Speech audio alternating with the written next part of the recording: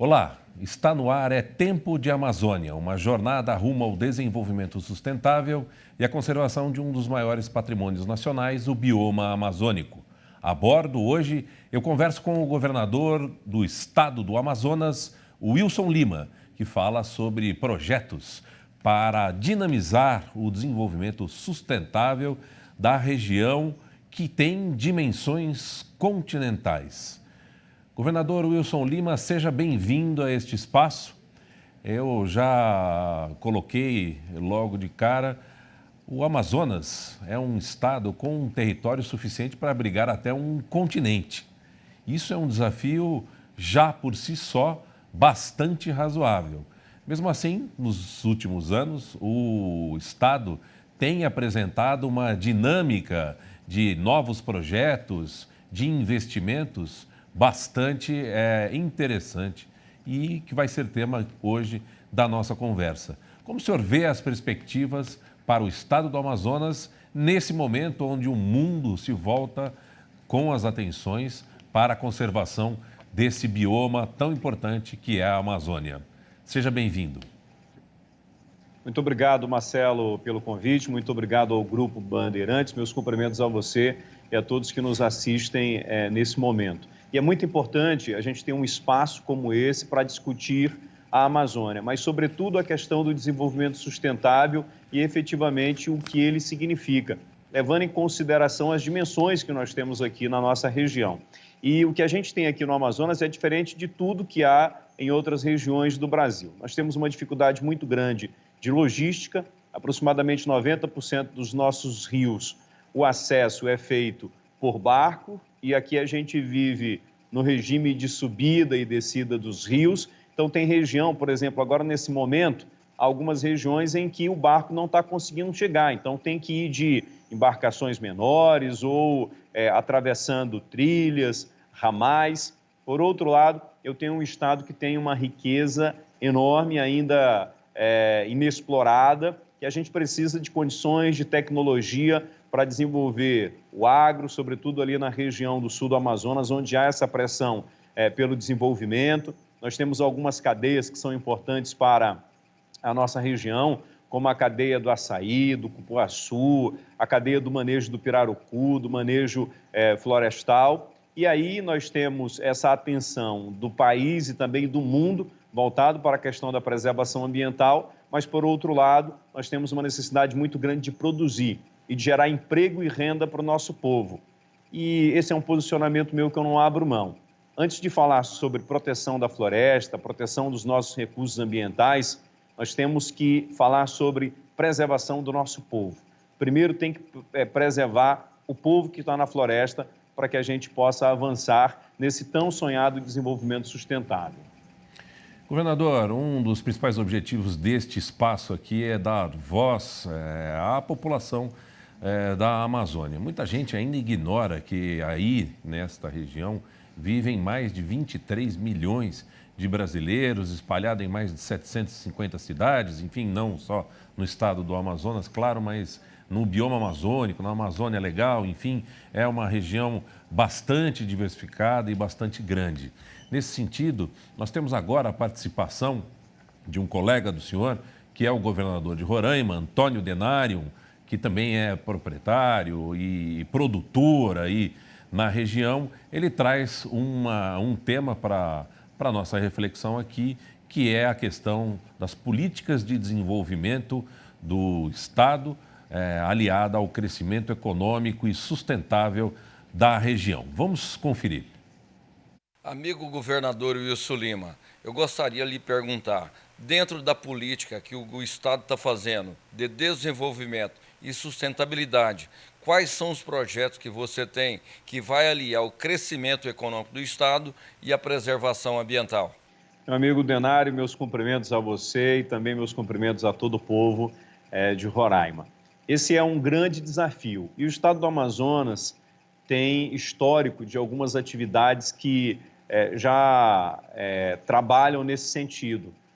As atividades que nós temos nas reservas de desenvolvimento sustentável, com o manejo do pirarucu, que é um sucesso, é uma atividade exitosa, com o manejo do jacaré, que agora nós estamos avançando com o turismo de base comunitária, que é realizado em algumas unidades de conservação, como é o caso da Reserva de Desenvolvimento Sustentável do Atumã, né, em que as comunidades vivem no período da pesca esportiva dessa atividade turística, e nos outros meses do ano tem a oportunidade de fazer ali a agricultura familiar e também a pesca para a sua subsistência. E agora nós estamos avançando em algumas outras atividades, como a concessão florestal para o manejo de madeira, manejo de outros produtos da floresta, como castanha e óleos.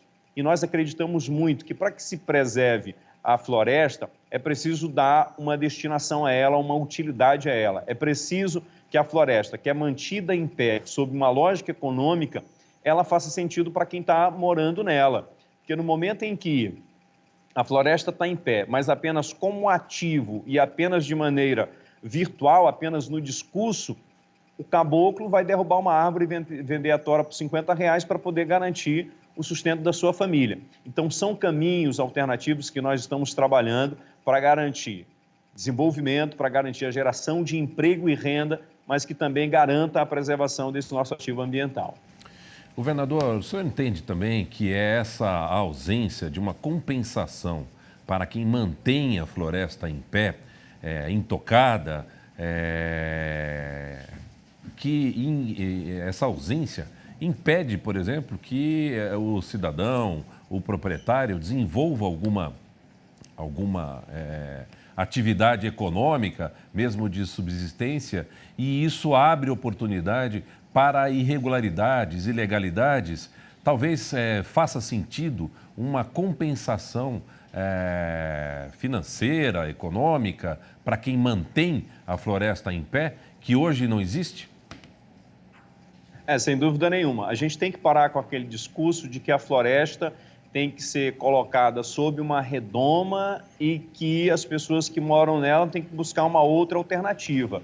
O que nós temos que fazer é conciliar os nossos recursos naturais com a ocupação humana que há aqui, né? Nós precisamos proteger essas pessoas e dar as condições para que elas produzam dentro dessas terras. E aí a gente precisa avançar em algumas questões que são primordiais, como regularização fundiária, zoneamento econômico ecológico, comando e controle, a questão da bioeconomia. Todas essas questões são fundamentais para que a gente possa avançar e evitar a questão da ilegalidade, porque isso prejudica quem está trabalhando dentro da legalidade, quem tem ali toda a sua documentação. E a gente tem que começar a desconstruir o discurso de que preservar está associado somente a reflorestamento e só quem refloresta é que é compensado. Por que eu estou falando isso? Porque o estado do Amazonas tem hoje 97% da sua cobertura vegetal preservada. O que o povo do Amazonas vai ter de contrapartida por todo esse trabalho de preservação que ela fez? A floresta amazônica hoje, ela é responsável pela chuva, por exemplo, que vai regar os campos lá do Mato Grosso, é responsável pelo clima que se tem hoje em São Paulo. Qual a compensação que a gente vai receber aqui? E a nossa ideia é chegar a um momento em que seja muito mais interessante para o dono de uma propriedade preservar ali os 20% de terra que ele tem direito, do que derrubar aquilo dali para fazer a plantação ou a criação de gado. Governador, o Código Florestal Brasileiro é um dos mais rigorosos do mundo, não encontra paralelo aí em nenhuma economia desenvolvida e outros países que têm também desafios parecidos com o do Brasil.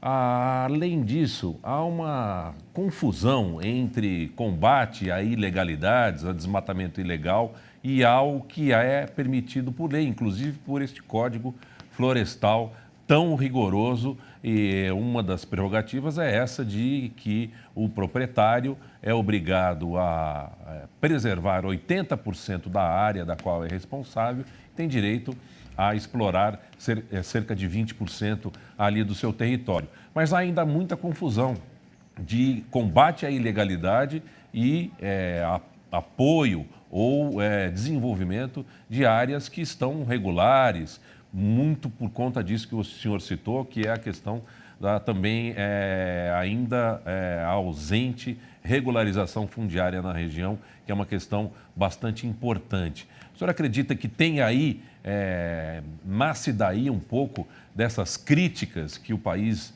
vem recebendo? Na verdade, as pessoas precisam entender o que é a Amazônia, porque é muito simples você estar sentado num pub lá em Nova York ou em Londres e tecer um comentário na sua rede social sobre a Amazônia sem nem conhecer aqui a nossa realidade. Nós temos problemas que são históricos, como a questão da regularização fundiária, do zoneamento econômico e ecológico para definir quais são aquelas áreas e quais as vocações daquela área, seja para plantio ou para criação de gado, especificamente na pecuária. É possível hoje você aumentar a produção de gado, aqui a criação de gado no estado do Amazonas, sem derrubar uma árvore sequer. Agora, basta que para isso a gente tenha a tecnologia necessária. A questão do Código Florestal é um código que nos atende e nos atende muito bem. Agora, o que a gente precisa é que haja esses instrumentos para que o cidadão tenha condições de ter a legalidade ali da sua terra. A questão da regularização fundiária talvez seja o primeiro passo que a gente tem que dar para combater a ilegalidade. Porque hoje nós temos sistemas bastante evoluídos para identificar focos de queimada, identificar a terra. O problema é que quando você identifica essa área, o tamanho dela, você chega lá e não sabe quem é o dono, não sabe se é uma área federal, se é estadual, se é municipal, se é de um privado. Às vezes há sobreposições de terras e aí você não sabe a quem culpar. E aí isso, ou a quem responsabilizar. E isso acaba abrindo um espaço muito grande para a ilegalidade. No estado do Amazonas, nós não temos problemas com relação ao tamanho da terra. É possível você explorar 20% da sua terra e ter condições de fazer a sua produção, principalmente na agricultura familiar. Hoje, no estado do Amazonas, um módulo fiscal nosso aqui, em Manaus, é de 10 hectares, na região metropolitana de 80 hectares e no interior de 100 hectares. Então, essa é uma área muito grande. Quem tem no interior, por exemplo, um módulo de 100 hectares, ele pode explorar 20 hectares. É muita coisa para a agricultura familiar. Aliás, a agricultura familiar não comporta tudo isso. Então, nós não temos problemas com relação a isso. Nosso grande problema é a questão da regularização fundiária, a identificação da vocação de cada região, qual o potencial do Rio Negro, do Rio Solimões, lá da Calha do Madeira, onde a gente tem um potencial muito grande para plantação de grãos, a questão do café, da soja, do milho, do arroz, a questão do abate. Então, todos esses instrumentos, eles precisam estar claros e eles precisam ser regularizados, senão a gente dificilmente vai conseguir avançar. Governador, mais uma voz que se junta aqui ao nosso debate é a do deputado federal Marcelo Ramos. Ele traz uma pergunta sobre a previsão do governo de regulamentação da lei que trata do crédito de carbono. É outra ferramenta bastante interessante e importante que pode ajudar na preservação ambiental e no desenvolvimento sustentável. Vamos ouvir. Governador Wilson Lima, o Amazonas e Acre têm leis que tratam do mercado de crédito de carbono, que é uma forma de monetizar a floresta em pé, de garantir que a floresta em pé gere renda para os nossos estados. O Acre regulamentou e já faz captação de recursos por conta dos créditos de carbono. Há alguma previsão no seu governo de regulamentação da lei que trata do crédito de carbono para que o Amazonas também possa fazer da floresta em pé um ativo que gere emprego e renda? Muito obrigado, deputado, pela sua pergunta, meus cumprimentos. E essa é uma pergunta muito oportuna. Tive recentemente não, ano passado, num evento na Espanha, para tratar sobre algumas questões ambientais, incluindo, junto com os governadores da Amazônia, a questão do crédito de carbono e os créditos por serviços ambientais, o que de fato acabou não acontecendo, A gente saiu de lá sem nenhuma resposta. Mas aqui no estado do Amazonas nós temos uma lei aprovada em 2015, que há muito tempo ninguém tocava nisso, que nós estamos regulamentando. Inclusive, já passou pelo Fórum de Mudanças Climáticas do Estado, agora está indo para o nosso Conselho de Meio Ambiente do Estado, e a nossa expectativa é que a partir do início do ano que vem, ela já esteja pronta e a gente comece a monetizar de alguma forma e que o nosso povo comece a receber por esses serviços que são prestados para a preservação da floresta. Nós temos alguns modelos de ações que já acontecem do governo do estado, junto com a Fundação Amazônia Sustentável, que é o pagamento do Bolsa Floresta, é uma taxa que se paga para essas pessoas que atuam em reservas de desenvolvimento sustentável, e a gente está avançando agora para que a gente possa fazer outras captações de recursos, como a gente já fez agora na Alemanha. Nós estamos recebendo de organismos internacionais pela primeira vez pagamento por serviços ambientais. É um recurso na ordem de 10 milhões de reais e o compromisso do Estado é reduzir nos próximos anos, nos próximos 5 anos, o desmatamento em 20%. Governador, uma palavra que faz muita diferença e que se ouve bastante, até mesmo no discurso ou na narrativa de críticos do Brasil e do que está acontecendo aí na Amazônia, é a palavra integração. Integração de áreas remotas, integração de comunidades a possibilidades de alternativa, de atividade econômica, integração de grandes empresas a pequenas e médias empresas. O Estado tem promovido alguns programas que criam ou pelo menos encontram numa outra palavra a solução para essa equação, que é inovação. O Estado do Amazonas tem apostado nesses programas com resultados aí consideráveis, especialmente no sul do estado, enfim, em algumas regiões aí importantes. Essa alternativa é muito bem-vinda, né, governador? Sim, sem dúvida nenhuma. Nós temos ali no sul do Amazonas uma vocação muito grande para a plantação de grãos, né? E essas atividades estão sendo desenvolvidas em terras, em campos que não precisam ser desmatados, né? Em que há um potencial para essa colheita. Inclusive, no ano passado nós tivemos uma colheita de 39 mil toneladas, ainda é pequeno, mas nesse ano a gente aumenta para 42 mil toneladas a nossa safra. Temos um potencial muito grande para a questão da pecuária. Inclusive, recentemente estive numa comunidade de 6 mil habitantes, inaugurando um empreendimento de 15 milhões de reais para o abate do gado.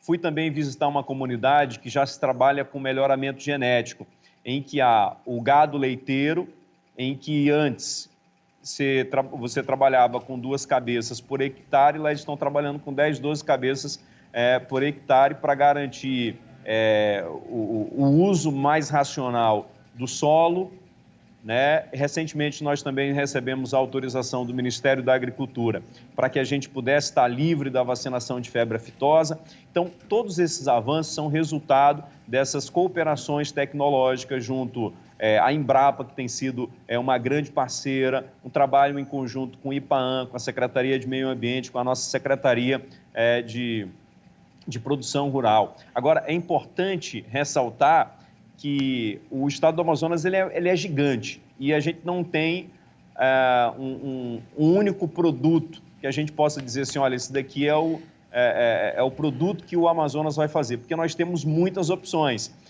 Isso eu estou falando da Calha do Madeira, que fica ali no sul do Amazonas.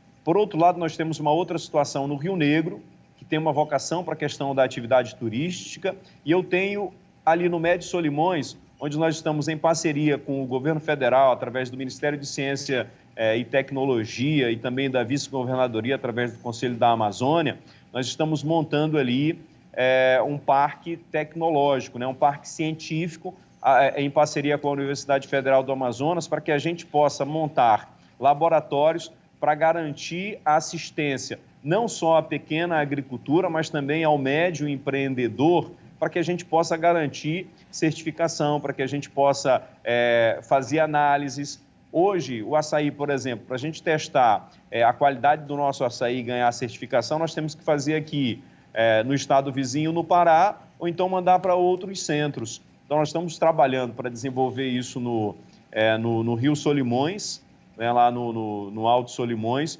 juntamente com essas instituições. Então, são avanços importantes que a gente precisa dar para que a gente tenha as condições necessárias de produção. E aqui no Amazonas, no interior, o que a gente precisa é de serviço básico, é de energia elétrica, é de ramais pavimentados, é de comunicação. E aí eu destaco um projeto muito importante do governo federal, que é o Amazônia Conectado, que vai levar a internet para esses interiores. E subindo ali pela calha do Rio Negro, ela já começou a chegar no município de Novo Airão, vai agora para o município de Barcelos. Exatamente, Novo Airão, e vai até Barcelos agora nos próximos 30 dias, e aí vai chegar até o município de São Gabriel da Cachoeira, lá na Tríplice Fronteira. E também nós já conversamos com o Ministério das Comunicações para que a ponta que sobe pelo Rio Solimões, que já está em Tefé, possa ser conectado com o programa Norte Conectado, que vai levar até o município de Tabatinga. Então, todas essas parcerias, todos esses avanços são fundamentais para que a gente possa promover esse desenvolvimento sustentável. Governador, é importante agora, já nessa altura, com o ano quase terminando, fazer um balanço do que foi o desafio de enfrentar essa pandemia do coronavírus. O estado do Amazonas, com essa dimensão tão gigantesca, teve no início algumas dificuldades mais restritas ali à capital do estado, em Manaus, mas esse é um desafio, apesar da distância que num primeiro momento protege, depois para a chegada de recursos, de auxílio, também dificulta, né, governador? Qual é o balanço que é possível fazer? Quais foram as principais lições aprendidas nessa pandemia, nessa crise?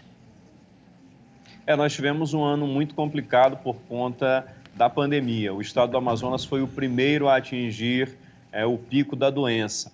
Como eu havia assumido um governo em 2019 com um sistema de saúde arrebentado, um sistema de saúde muito comprometido, com dívidas muito grande e a falta de integração entre as unidades de saúde, nós penamos muito. O nosso povo pagou um preço muito alto por conta disso. Mas o estado do Amazonas conseguiu ter um aprendizado muito grande e hoje nós damos um salto muito significativo. Enquanto hoje os outros estados sofrem com a necessidade de aumentar leitos e têm dificuldades para agir de forma célere, o estado do Amazonas montou toda a sua estrutura de modernização, de integração das unidades, de acompanhamento em tempo real, desde quais os medicamentos que foram utilizados nas últimas 2 horas, desde quantos leitos tem disponíveis, quantos leitos de UTI, clínicos, a gente tem tudo isso em tempo real. Isso nos faz dar uma pronta resposta. Eu tive agora uma tendência de aumento dos casos da Covid e em 15 dias eu consegui abrir 42 novos leitos de UTI. Isso fez com que a nossa taxa de ocupação caísse para 79%.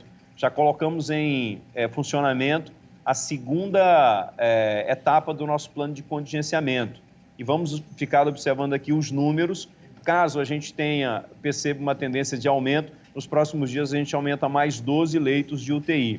A gente está fazendo agora, assinando uma carta de intenção com a Organização Pan-Americana de Saúde para acompanhamento e de protocolos de prevenção da Covid-19, levando em consideração essa expertise que o Amazonas conseguiu e a referência que hoje nós somos para o Brasil no tratamento da questão da Covid, mas sobretudo na questão da prevenção. Desde junho que nós começamos a abrir as atividades essenciais aqui no estado do Amazonas, fomos o primeiro estado a reabrir as escolas públicas do ensino médio e do ensino fundamental. Segunda-feira agora vamos retomar as aulas na região metropolitana, são 12 municípios, e tudo isso seguindo aquelas orientações, seguindo todos os protocolos que são estabelecidos pela Organização Mundial da Saúde. Não tivemos, durante esse período de funcionamento das escolas, tanto públicas quanto privadas, nenhum incidente que fizesse com que a gente retroagisse. Apesar da perda econômica que a gente teve, o Estado do Amazonas conseguiu manter o equilíbrio fiscal, pagando os seus servidores em dias. Já paguei a primeira parcela do 13º, vou pagar a segunda parcela já em dezembro, vou adiantar o salário dos servidores do mês de dezembro. Enfim, o Estado do Amazonas conseguiu superar esse momento difícil. A pandemia ainda não acabou, mas nós aprendemos muito, né? Isso nos deixa lições muito positivas, porque hoje o Estado do Amazonas está fazendo algo que ninguém nunca fez pela saúde. Hoje nós estamos caminhando para uma saúde de excelência no Estado do Amazonas. Ainda não está como nós queremos, mas nós temos a certeza que com os resultados que nós estamos tendo, nós estamos no caminho certo. Bem, governador, nós estamos chegando já ao final do nosso programa aqui. Para encerrar, gostaria de pedir uma palavra bastante sucinta sobre as perspectivas de retomada. Vem aí algum risco de uma nova onda, porém o senhor acredita que nós já estamos trabalhando numa possível retomada aí das atividades econômicas, sobretudo, para garantir ainda uma situação social mais suave ou pelo menos minimizada com relação à pandemia? Especificamente no caso do Estado do Amazonas, eu tive perdas de arrecadação nos meses de maio e abril, mas aí junho, julho, agosto e para cá, nós tivemos um aumento na arrecadação, inclusive superando o mesmo período do ano passado. Isso me permitiu garantir esse equilíbrio fiscal. Hoje o Estado do Amazonas é Capag B, com possibilidade da gente chegar ano que vem com Capag A. Tive que fazer reforma administrativa, tive que fazer reforma previdenciária para poder manter esse equilíbrio. A gente, apesar de todos esses números positivos, nós estamos trabalhando de forma muito conservadora para o ano de 2021, uma vez que nós temos aí algumas reformas anunciadas pelo governo federal, né, e é preciso entender qual será o comportamento do mercado diante disso, mas nós estamos muito otimistas, viu, para o ano de 2021. Naturalmente, quem trabalha ali com orçamento, quem trabalha com um volume tão grande de recursos quanto os estados, é preciso ali ter as devidas cautelas. Mas eu acredito que 2021 será muito positivo. Muito bem, muito obrigado pela participação aqui no É Tempo de Amazônia. Eu agradeço e deixo o espaço renovado e sempre aberto para que a gente volte a conversar aqui e traga mais informações desse estado tão importante para o Brasil. Muito obrigado, governador. Muito obrigado a você, Marcelo, toda a sua equipe, a Rede Bandeirantes, pelo convite. O estado do Amazonas é um estado que tem crescido muito, é um estado que hoje ganha atenção mundial e aí eu aproveito para convidar as pessoas a conhecerem de perto a nossa realidade, a conhecerem de perto a nossa região. Estamos aqui de braços abertos.